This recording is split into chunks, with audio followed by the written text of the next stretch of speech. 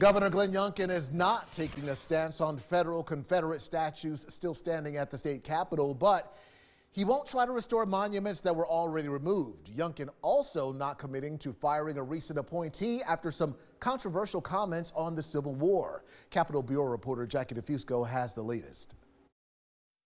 2 years after 9 Confederate symbols were quietly removed from the Virginia state capitol overnight, bare spots remain. Democratic leadership taking down statues of Confederate General Robert E. Lee, both here in the Old House Chamber and on Richmond's Monument Avenue.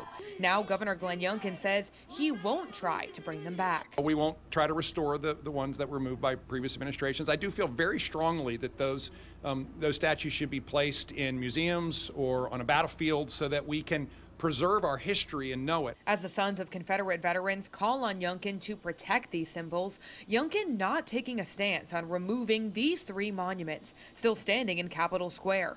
Among the statues, Confederate General Stonewall Jackson, the pedestal calling him a patriot and never referencing his role in the Civil War. I don't have a current view on the remaining statues. Questions about Youngkin's stance resurfacing after his Historic Resources Board appointee Ann McLean appeared to compare the Union's fight against the Confederacy to Russia's attack on Ukraine in a radio interview. Just like we see, Russia invading Ukraine, invading a new territory was wrong. McLean could not be reached for comment. Youngkin not committing to fire her. I disagree with her comments, and she and I have discussed that.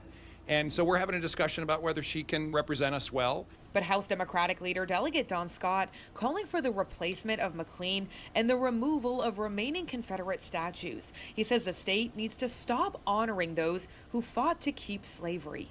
It was to send a message to black people to stay in your place. And I think, unfortunately, Governor Youngkin with these appointees are still sending those messages that people who are black and brown and immigrants, you're not welcome here. And Governor Youngkin says there's been some confusion over who actually has the decision-making power to order the removal of these remaining statues. One lawmaker that previously tried telling me that boards appointed by the governor can do that, but I'm still trying to confirm. Reporting in Richmond, I'm Jackie DeFusco.